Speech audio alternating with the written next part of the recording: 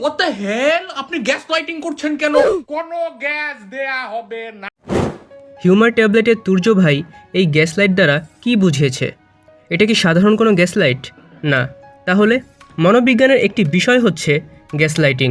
Gas lighting মূলত হচ্ছে নীরব মানসিক নির্যাতন। 1944 সালে গ্যাসলাইট মুভির মাধ্যমে যার উৎপত্তি ঘটে, যেখানে দেখানো হয় একজন পুরুষ তার স্ত্রীকে সবসময় বোঝানোর চেষ্টা করে তার সব ভাবনাই মিথ্যা, এমনকি তাদের বাড়ির গ্যাস লাইটের জ্বলানেভাও স্ত্রীর অলীক কল্পনা। ম্যানিপুলেশনের মাধ্যমে বিষয়গুলো এমনভাবে উপস্থাপন করা হয় যে একটা সময় সেই ভদ্রমহিলা নিজেকে পাগল ভাবতে শুরু করে।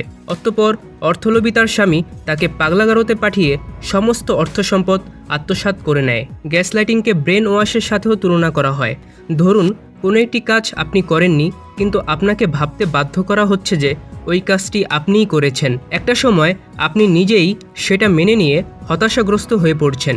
ধীরে ধীরে কেউ একজন আপনার মনের নিয়ন্ত্রণ নিয়ে মানসিক নির্যাতন করছে। এই প্রক্রিয়াটি গ্যাসলাইটিং। অন্যকে হেয় প্রতিপন্ন করা এবং আত্মবিশ্বাস ধ্বংসের মাধ্যমে গ্যাসলাইটিং সফল হয়। আমাদের সবার হয়তো রাখাল বালকের গল্পটি জানা আছে।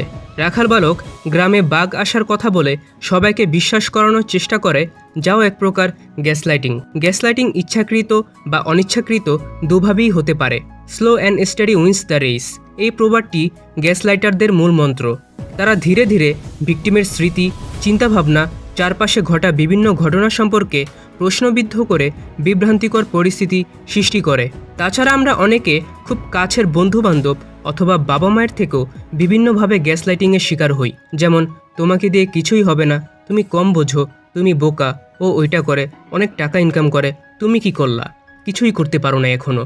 অর্থাৎ অন্যের সাথে তুলনা। তারা হয়তো ভাবে এগুলো ভালোর জন্যই বলা, কিন্তু তারা বোঝে না যে একটা সময় এই বিষয়গুলোই সন্তানের মধ্যে নেতিবাচক প্রভাব ফেলে। তারা আরও আত্মবিশ্বাস হারিয়ে ফেলে, বিষণ্ণতায় ভোগে এবং একটা পর্যায়ে বিভিন্ন মানসিক রোগের শিকার হয়ে আত্মহত্যার পথও বেছে নেয়, কারণ সে ধরেই নেয় তাকে দিয়ে আসলেই কিছু হবে না। খোঁজ করলে দেখা যাবে প্রায় সব মানুষই কোনো না কোনোভাবে গ্যাসলাইটিংয়ের শিকার। সজ্ঞানে এবং অজ্ঞানে আমরা অনেকেই এটির চর্চা করে থাকি। সুস্থ ও সচেতন মানুষ হিসেবে এই বিষয়টির চর্চা থেকে সবার উচিত দূরে থাকা।